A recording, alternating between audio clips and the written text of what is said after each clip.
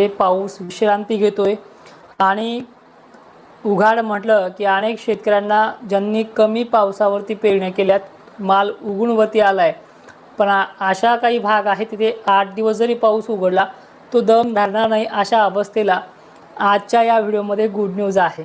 कालही सांगितले, परवाही सांगितले की ह्या महिन्यामध्ये जवळपास 15 ते 20 दिवसाचा मोठा खंड नाही आहे आणि अक्षरशः तेच होताना दिसतंय।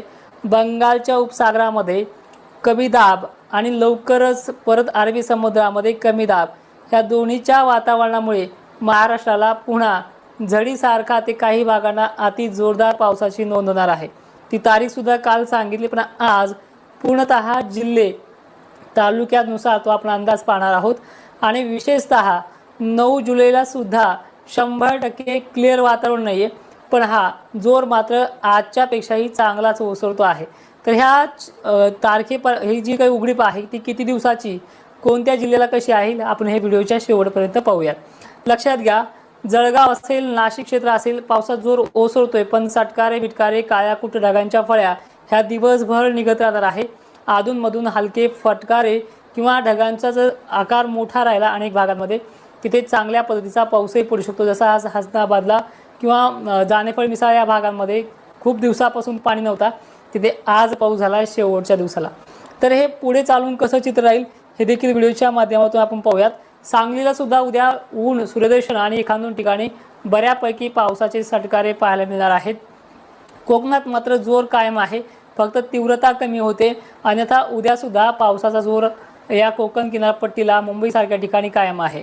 आभाळ खूप ढगाळ, सूर्यदर्शन पण खूप कमी, अशी अवस्था मालेगाव, नाशिक, जळगाव, धुळे, नंदुरबार, शहादा ते छत्रपती संभाजीनगर, भोकरदन, जाफराबाद ते बुलढाणा पट्टा, मलकापूरसह पावसाचे फटकारे मात्र उद्या सुद्धा काही मोजक्या प्रमाणात का होणार कायम राहतील। अकोला, अमरावती, नागपूरमध्ये सूर्यदर्शन आणि परत आभाळाच्या फळ्या निघायला सुरुवात होईल। 9 जुलैला सुद्धा वातावरण खराब आहे, पण जोर मात्र बऱ्यापैकी ओसरलेला असणार आहे। इकडे मराठवाड्यातलं जर बघितलं आपण, लातूर, बीड जिल्हा, परभणी, नांदेड पट्टा, जालना जिल्ह्यात सुद्धा एखादोन तासासाठी का होईना एक फटकारे फुटकारे पावसाचे जे काही सटकारे असतात हे ॲक्टिव्हिटी पाहायला मिळते। पण याच्यामध्ये थोडी जरी वाऱ्यांनी साथ दिली, गरमीची लेवल जरी वाढली, तर एखादोन ठिकाणी चांगला सटकारा देखील पडू शकतो, जेणेकरून 4-5 दिवस पाण्याची पिकांची गरज भागेल।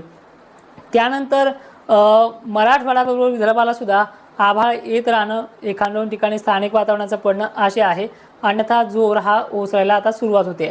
विदर्भाच्या एकंदरीत सर्व जिल्ह्यापैकी अकोला, अमरावती, देऊळगावच्या मेहकर परिसर, लोणार पट्टा सुद्धा आहे, न्यायदेवी परिसर सुद्धा आहे, चिखली सुद्धा आहे, इथे सुद्धा काही प्रमाणात वातावरण सक्रिय असणार आहे, पावसाची शक्यता आहे, पण मोठा धाक नाही आहे, एखादोन ठिकाणी बऱ्यापैकी सटकार इथे पडू शकतात। त्याचबरोबर नांदेड जिल्ह्याच्या ते यवतमाळ भागापर्यंत सुद्धा वातावरण स्थानिक लेवलचं 9 जुलैला सुद्धा आहे। त्यानंतर 10 जुलैला वातावरण काही भागामध्ये 9 जुलैच्या संध्याकाळी अहिल्यानगर पण काही ठिकाणी झडीसारखं स्वरूप पाहायला मिळू शकतं। स्वच्छ आणि सूर्यप्रकाशित वातावरण शुक्रवारी सुद्धा नाही आहे 10 जुलैला, इथे सुद्धा ढग येत राहतील, पावसाचा जोर ओसरलेलाच राहणार आहे, जो लागोपाठ चालणार नाही आहे। पण तुम्ही काय करताल की अनेक शेतकरी खूप कामाच्या घाईमध्ये या दिवशी सुद्धा फवारणी वगैरे काही काम असतात, त्यांना पाऊस जमत नाही, तर उद्याच्या दिवस सुद्धा विदर्भाने थांबलेलं बरं राहणार आहे।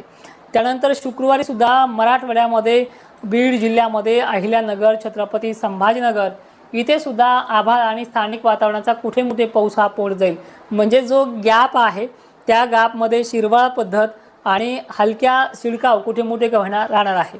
मग लक्षात घ्या, जर 10 जुलैपर्यंत सुद्धा जर वातावरण हे स्थानिक लेवलचं आहे, बारीक थंड वातावरणाचं असेल, तर मग खंड कोणता असणार आहे, मोठा गॅप कोणता असणार आहे।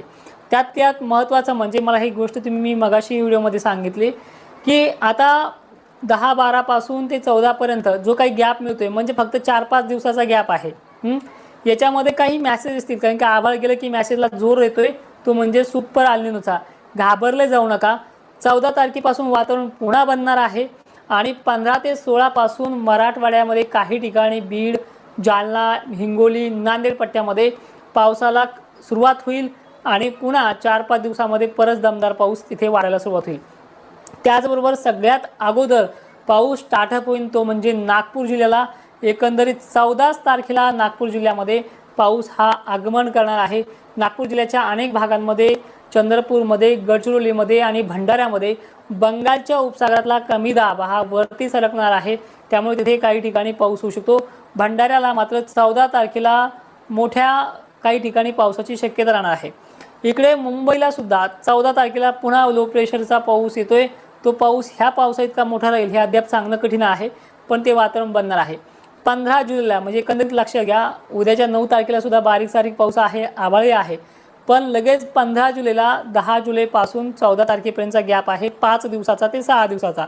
पण लगेच धुळ्यामध्ये, नंदुरबारमध्ये, नाशिकमध्ये, काही प्रमाणात अहिल्यानगरमध्ये, छत्रपती संभाजीनगर, बऱ्याच ठिकाणी बीडमध्ये, परभणीमध्ये, जालन्यामध्ये पुन्हा 15 जुलैपासून वातावरण हे सक्रिय होते. त्यामध्ये बुलढाणा, भोकरदन, जाफराबाद हे सुद्धा भाग आहेत. उत्तर महाराष्ट्र आणि विदर्भाचा नंबर याच्यामध्ये आहे. अमरावती, अकोला ते नागपूर, चंद्रपूर, गोंदिया, भंडारा, वाशिम, वर्धा, यवतमाळचा सुद्धा समावेश याच्यामध्ये आहे.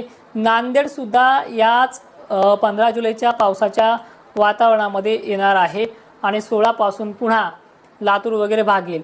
पण आता हा पाऊस जेव्हा सुरू होईल, लक्षात घ्या, हा विदर्भाला, खानदेशला आणि मराठवाड्यामध्ये बऱ्याच भागांमध्ये हा पुन्हा एकदा त्या कमी ओलीवर पिकलेल्या मालांना दिलासा द्यायला येतोय. पण याच्यामध्ये सर्वदूरची व्याप्ती घ्यायला 15, 16 आणि काही ठिकाणी 17, 18 अशा 4 दिवसामध्ये परत मराठवाड्याच्या दक्षिण भागामध्ये कानेकोपरे घ्यायला सुरुवात होईल. म्हणजे एकंदरीत महाराष्ट्रामध्ये पुढचा टप्पा 15 जुलैला स्टार्ट झाला की 19 ते 18 जुलैच्या अगोदर परत ह्या जिल्ह्यांना पाऊस होणार आहे. त्याची व्याप्तीसुद्धा सुरुवातीला स्टार्टिंग 45-50ची असल्यामुळे पुन्हा हा पाऊस आपला प्रभाव टाकायला सज्ज होते. म्हणजे लक्षात घ्या की गेल्या वर्षी 4 जुलैपासून जे उघडलेलं वातावरण होतं ते वातावरण चक्क 19 जुलैला पाऊस आला आहे आणि ह्या वेळेस 8 जुलैला 9 जुलैला उद्या पण वातावरण आहेच खराब. पण लक्षात घ्या 10 जुलैपासून जर वातावरण कोरडं झालं ते 4 दिवसाच्या गॅपमध्ये परत पाऊस ॲक्टिव्ह होतोय. आणि विषय विहिरीच्या पिण्याच्या पाण्याचा मराठवाड्यामध्ये अद्यापही तसा प्रश्न अनेक भागांचा मिटला नाही, आंबड वगैरे पट्टा जर सोडला तर. पण अशी काही परिस्थिती आहे परभणी जिल्ह्यामध्ये मोजक्या गावामध्ये तिथे मिटला आहे. आणि असे काही भाग आहेत विदर्भामध्ये बऱ्याच ठिकाणी, जवळपास 50 ते 60% भाग असा आहे विदर्भाचा, तिथे पिण्याच्या पाण्याचा प्रश्न मिटलेला आहे, विहिरीच्या पाण्याचा प्रश्न मिटला आहे. पण ह्याच जुलैच्या शेवटी सुद्धा आठवड्यामध्ये हे अनेक भागांचे म्हणजे मराठवाड्यातले सुद्धा, पश्चिम महाराष्ट्र आणि खानदेश विदर्भाचे सुद्धा पिण्याच्या पाण्याचा प्रश्न मिटवणारी कंडिशन ही शेवटच्या आठवड्यामध्ये आहे आणि ह्या दुसऱ्या आठवड्यामध्ये पिकांना जीवदान देणारे आहे. ऑगस्ट, सप्टेंबर परतीचा पाऊस सुद्धा गरमीच्या लेवलच्या तीव्रतेने मोठ्या पाण्याच्या थेंबाची जाडी असणार आहे. त्यामुळे जे काही घाबरणारी कंडिशन्स आहेत त्या ह्या वर्षी तशा नाहीत. 1972चा आणि 1950चा दुष्काळ मला पण पाहायचा आहे आणि तुम्हाला पण पाहायचा आहे. कारण की एवढ्या प्रेरणा अशा पद्धतीचं धरण भरणं मी तुम्हाला मागे सुद्धा फेसबुकवरती 6 जुलैला सांगितलं होतं. 6 दिवस अगोदर म्हणजे 2 जुलैला सांगितलं होतं आपल्या व्हिडिओच्या माध्यमातून की जवळपास परिस्थिती जायकवाडी धरणामध्ये आवक वाढेल आणि त्याची बातमी आज न्यूजमध्ये व्हायरल होते की जायकवाडीमध्ये काही प्रमाणात आवक झाली म्हणून. तर अशा प्रकारचा पाऊस हा काही ना काही भागांना, बरेच धरण क्षेत्रांना भरून काढण्यासाठी सज्ज आहे. अवघ्या 15 ते 20 दिवसामध्ये मान्सून आल्यापासून चांगल्या पद्धतीचा पाऊस चालू आहे. पण आता राहिलेला प्रश्न जो आहे की ह्या पंधरवड्यामध्ये अनेक भाग हे चांगले ह्या दुष्काळ सदृश्य परिस्थितीतून मुक्त होणार आहेत आणि जवळपास जुलै महिनाच ठरवणार आहे की यंदा दुष्काळ आहे की चांगला का आहे. तुम्ही सुद्धा कमेंटमध्ये सांगत चला. आता थोडक्यात आवरून घेतो. 14 आता जे काही उद्याची 9 जुलै आहे, काही ठिकाणी सकाळपासून दुपारनंतर वातावरण खराब राहणार आहे. खानदेश, मराठवाडा, विदर्भ भागात हे तुम्हाला सुरुवातीला पण सांगितलंय. पण 14 आणि 15 तारखेपासून जे वातावरण सक्रिय होते, लक्षात घ्या 14च्या मध्ये वातावरण फक्त सुरुवात करेल. 14ला पाऊस काय एवढा मोठा नाहीये. पण 15 आणि 16ला जी काही सुरुवात होते ती पूर्व विदर्भापासून ते खानदेशपर्यंत आणि मध्य मराठवाडा, मध्य महाराष्ट्र म्हणजे छत्रपती संभाजीनगर, जालना यामध्ये सोलापूर, लातूर बाबत अजूनही पाऊस कमजोर दाखवला जातोय. पण या भागाकडे वातावरण सक्रिय होण्यासाठी परिस्थिती चांगल्या पद्धतीने पोषक ठरणार आहे येणाऱ्या 16 तारखेला सुद्धा. त्यामुळे घाबरण्यासारखी कंडिशन नाहीये. चांगल्या पद्धतीचा पावसाळा सुद्धा आहे.